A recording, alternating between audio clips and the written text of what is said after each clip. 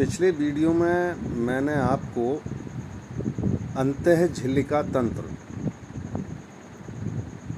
के बारे में बताया था और बताया था कि ये 4 हैं: एंडोप्लाज्मिक रेटिकुलम, लाइसोसोम, गाल्जी बॉडी और माइटोकॉन्ड्रिया। ये 4 मैंने वैक्यूल, रसधानी, माइटोकॉन्ड्रिया नहीं है। माइटोकॉन्ड्रिया, परागजीसोम्स, हरित लवक ये अंतःझिल्लिका तंत्र के अंतर्गत नहीं आते हैं। 4 आते हैं: एंडोप्लाज्मिक रेटिकुलम, गाल्जी बॉडी, लाइसोसोम और वैक्यूल। तो एक एक करके इनका थोड़ा सा अध्ययन करते हैं। पहला है अंतःप्रद्रव्यी जालिका, endoplasmic reticulum. In short, endoplasmic reticulum को हम बोलते हैं ER, E for endoplasmic और R का मतलब रेटिकुलम। तो इनको शॉर्ट में हम एंडोप्लाज्मिक रेटिकुलम कह देते हैं, ER कह देते हैं। यूकैरियोटिक कोशिकाओं के कोशिका द्रव्य में ये जो ER है ये पाई जाती है। कोशिका के कोशिका द्रव्य में चपटा, थैलीयुक्त असंख्य शाखाओं का नलिकावत रेटिकुलम फैला रहता है। इसमें सबसे बड़ी झिल्लियाँ होती हैं। एंडोप्लाज्मिक रेटिकुलम की खोज पोर्टर नाम के वैज्ञानिक ने की। ई पोर्टर भी कह देते हैं इसको, वैसे नाम वैज्ञानिक का है, ये याद कर लें। एंडोप्लाज्मिक की खोजकर्ता का नाम, एंडोप्लाज्मिक रेटिकुलम की खोज किसने की? तो पोर्टर नाम के वैज्ञानिक ने की। ये विशेष रूप से, जैसा मैंने अभी बताया, कि बहुत सारी नलिकाओं का एक जाल जैसा होता है और जाल में झिल्लियाँ दोहरी परत की बनी होती हैं। अगर इसकी हम अल्ट्रा स्ट्रक्चर देखें तो अंतःप्रद्रव्यी जालिका मेरिस्टेमेटिक सेल्स में पाई जाती है और इस जालिका में विशेष रूप से ये केंद्रक से लगी हुई होती है और प्लाज्मा लेमा के बीच तक फैली रहती है।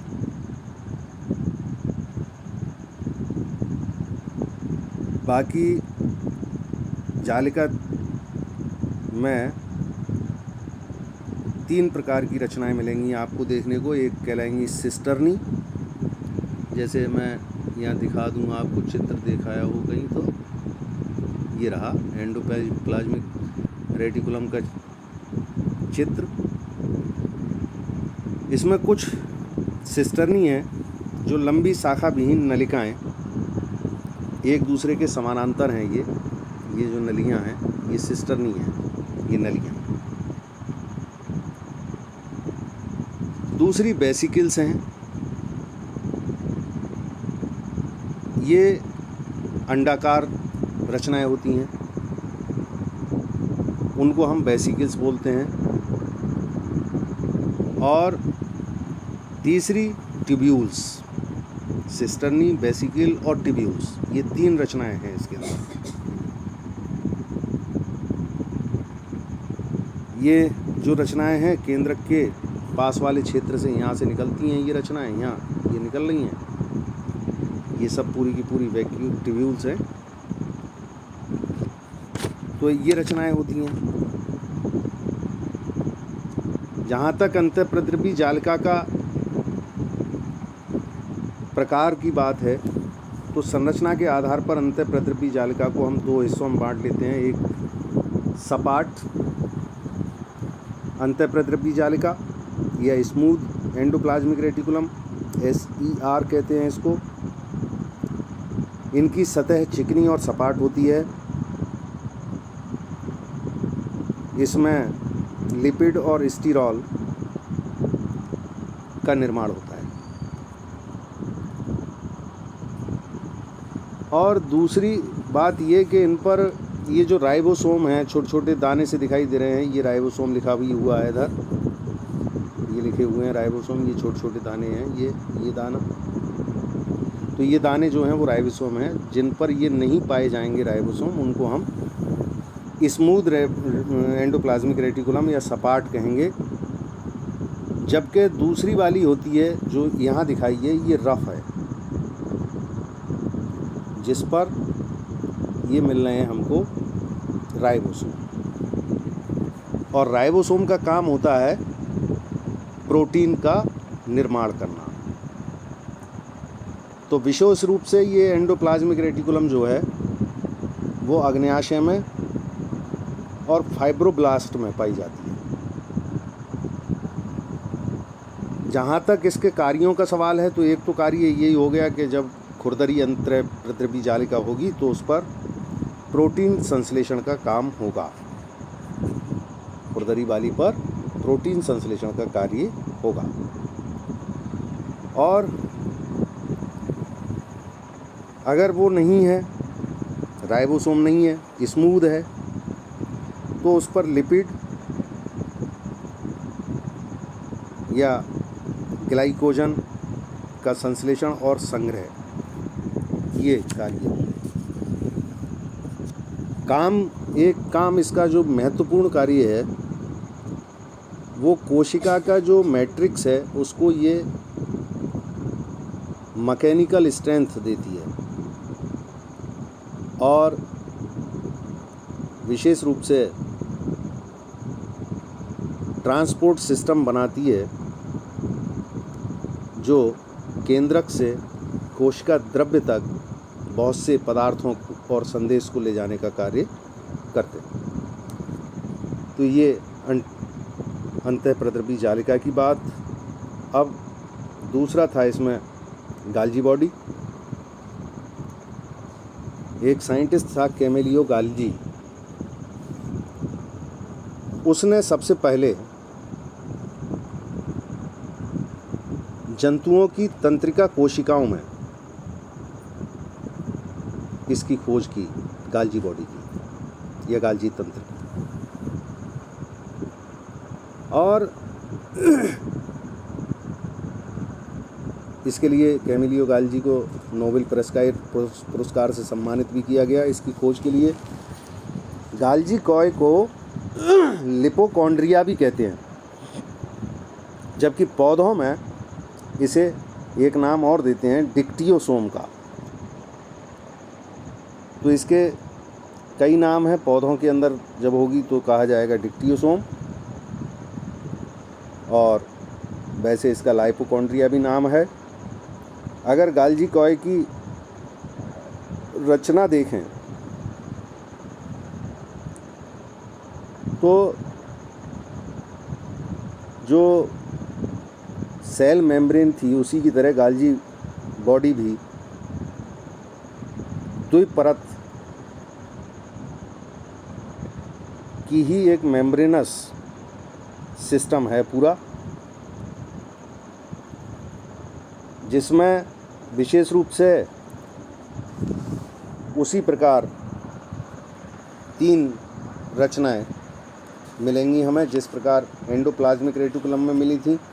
एक सिस्टर्नी, दूसरी वेसिकल्स और तीसरी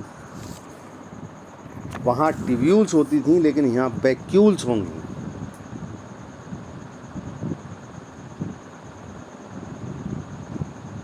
अब बात करें कि गाल्जी का काम क्या करती है, तो एक तो पहला सबसे मुख्य कार्य है इसका formation of cell wall. Cell wall का कार्य निर्माण करती है गाल्जी का।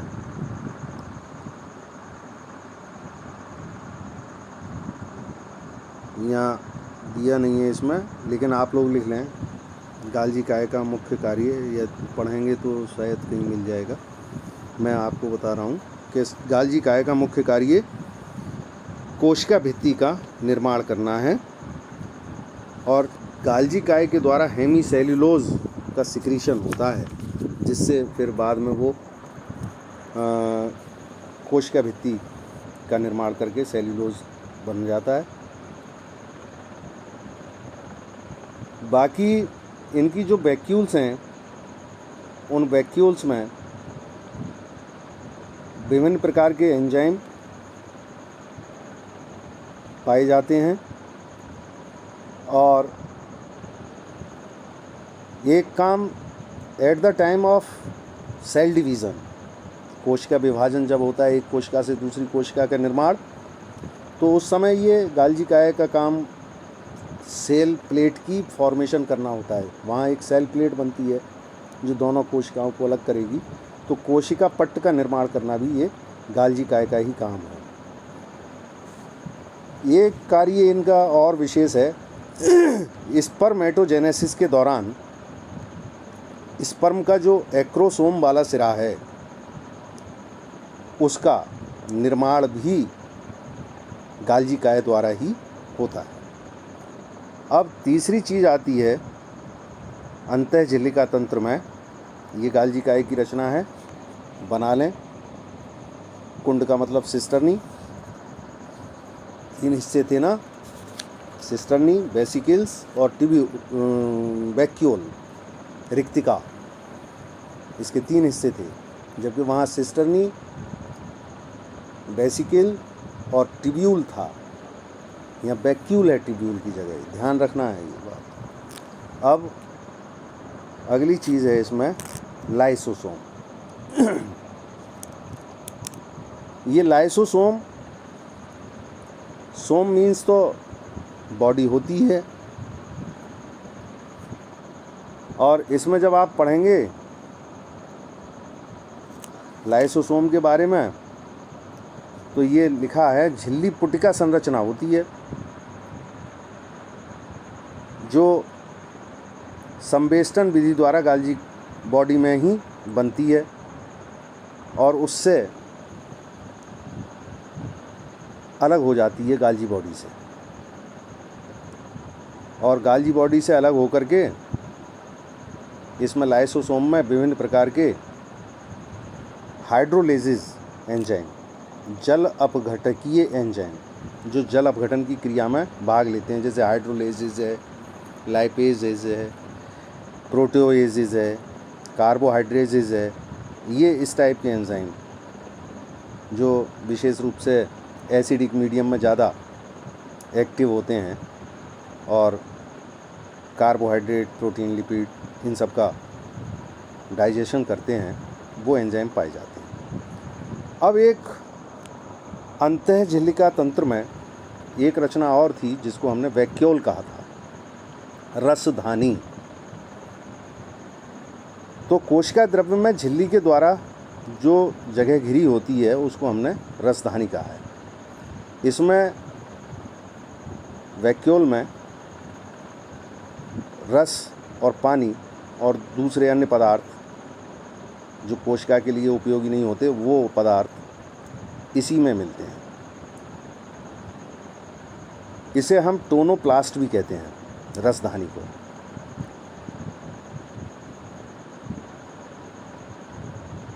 इसमें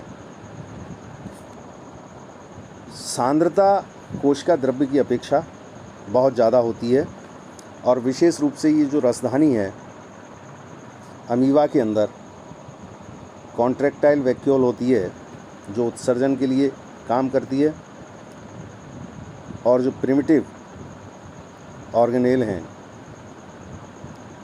उनमें फूड वैक्यूल का निर्माण खाद्य पदार्थों को निगलने के लिए होता है, जो प्रोटोजोआ संघ के जो प्राणी हैं उन्हीं में।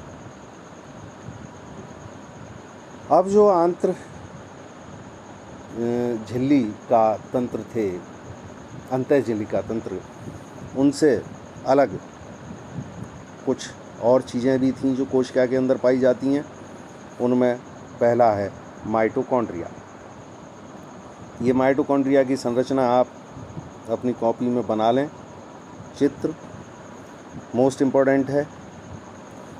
और जब माइटोकॉन्ड्रिया के बारे में भी बहुत इम्पोर्टेंट है, एग्ज़ाम में बहुत आता है ये माइटोकॉन्ड्रिया।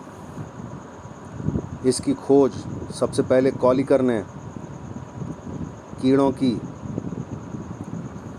रेखित पेशियों में की।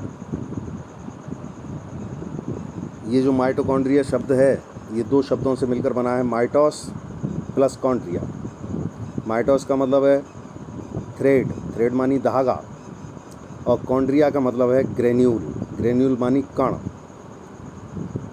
यानी माइटोकॉन्ड्रिया धागे जैसी पतली संरचनाएं होती हैं।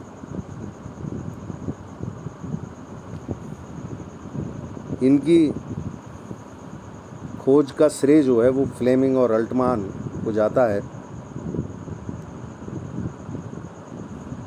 और इन्होंने दोनों ने इसका वर्णन किया, बायोप्लास्ट नाम दिया। बेंडा ने माइटोकॉन्ड्रिया इसे नाम दिया पूरी तरह से। बेंडा नाम का वैज्ञानिक था, उसने माइटोकॉन्ड्रिया कहा। खोज कॉलिकर ने कीटों में उनकी रेखित पेशियों में की। माइटोकॉन्ड्रिया के समूह को हम कॉन्ड्रियोसोम कहते हैं। बाकी अगर इस माइटोकॉन्ड्रिया में देखें तो प्रत्येक माइटोकॉन्ड्रिया चारों ओर से दो एकक झिल्लियों द्वारा घिरी होती है। इसमें दो झिल्लियां दिखाई देंगी, एक बाहरी झिल्ली है, एक भीतरी झिल्ली है। और ये दोनों यूनिट मेम्ब्रेन हैं, उसी तरीके से प्रोटीन लिपिड प्रोटीन की बनी हुई। बाहरी झिल्ली चिकनी है और भीतरी झिल्ली जीव द्रव्य में अंदर की ओर जुड़कर फिंगर लाइक प्रोजेक्शंस ये दिखाई दे रहे होंगे आपको। ऐसे प्रोजेक्शन ये इधर निकले हुए दिखाई दे रहे हैं। ये लाल रंग से मैं निशान लगा रहा हूँ, लाल से नहीं, थोड़ा सा आपको हरे से दिखा दूँ। हरे रंग से ये निशान लगा रहा हूँ। ये प्रोजेक्शन निकले हुए हैं, ये उंगली जैसे निकले हुए हैं, इधर से भी और इधर से भी, दोनों साइड से निकले हुए हैं। ये देख रहे होंगे आप, ये उंगली जैसे प्रोजेक्शंस जो निकले हुए हैं, इन उंगली जैसे प्रोजेक्शंस को हमने क्रिस्टी का नाम दिया है। जो अंदर वाली झिल्ली है उससे निकले हुए हैं क्रिस्टी। और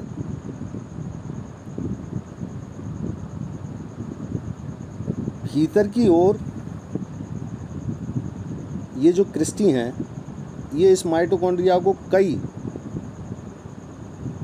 छोटे छोटे भागों में बांट देते हैं। इनकी वजह से माइटोकॉन्ड्रिया के अंदर बहुत सारे छोटे छोटे हिस्से हो गए हैं।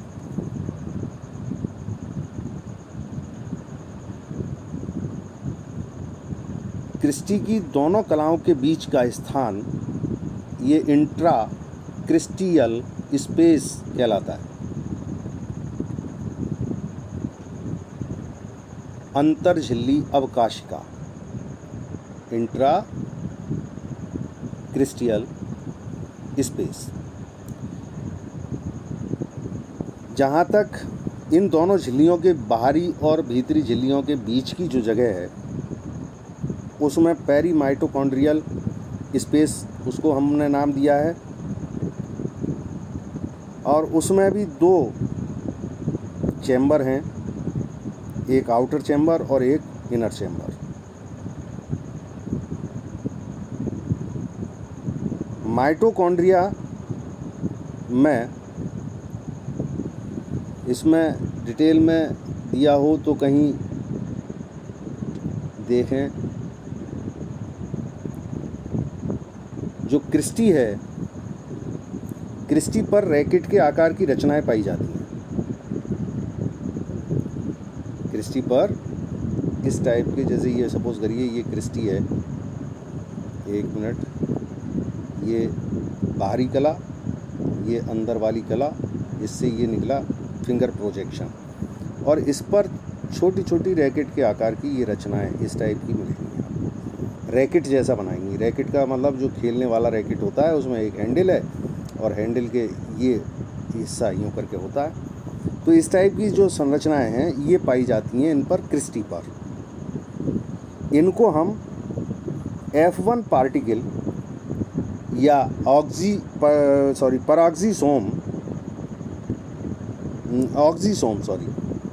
इनको F1 पार्टिकल या ऑक्सीसोम कहते हैं। जो क्रिस्टी के ऊपर ये जो संरचनाएं अभी मैंने बताई रैकेट के आकार की, उनको हमने F1 पार्टिकल या ऑक्सीसोम का नाम दिया है, F1 पार्टिकल।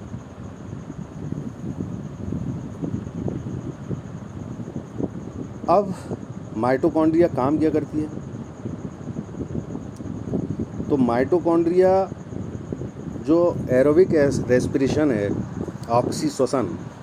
ऑक्सीजन की उपस्थिति में जो श्वसन होता है, उसमें कार्बोहाइड्रेट का ऑक्सीकरण करके एटीपी के रूप में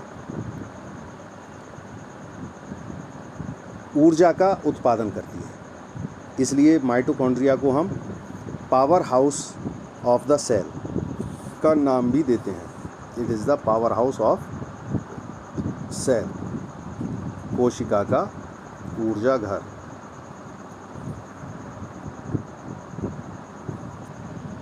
भी कहा जाता है माइटोकॉन्ड्रिया। क्यों? क्योंकि माइटोकॉन्ड्रिया एरोबिक रेस्पिरेशन करके एटीपी के रूप में ऊर्जा उत्पन्न करती है। जहाँ तक सवाल है एटीपी में ऊर्जा कैसे उत्पन्न हो रही है, तो वो 3 पद होते हैं उसमें। क्रेब्स साइकिल होती है, ETS होता है, इलेक्ट्रॉन ट्रांसपोर्ट सिस्टम, एक फास्फोरिलेशन सिस्टम होता है। ये सब बाद में पढ़ेंगे। फ़िलहाल इतना समझ लें कि इसमें ऊर्जा उत्पन्न होती है। जहाँ तक माइटोकॉन्ड्रिया के DNA का सवाल है या RNA का सवाल है, तो इसमें सिंगल सर्कुलर DNA पाया जाता है, कुछ RNA भी होता है, और राइबोसोम विशेष रूप से 70S टाइप का होता है। और विशेष बात जो ध्यान रखनी है कि जो माइटोकॉन्ड्रिया है वे विखंडन द्वारा विभाजित होती है, ये बात ध्यान रखनी है। तो ये माइटोकॉन्ड्रिया थी। शेष फिर कल।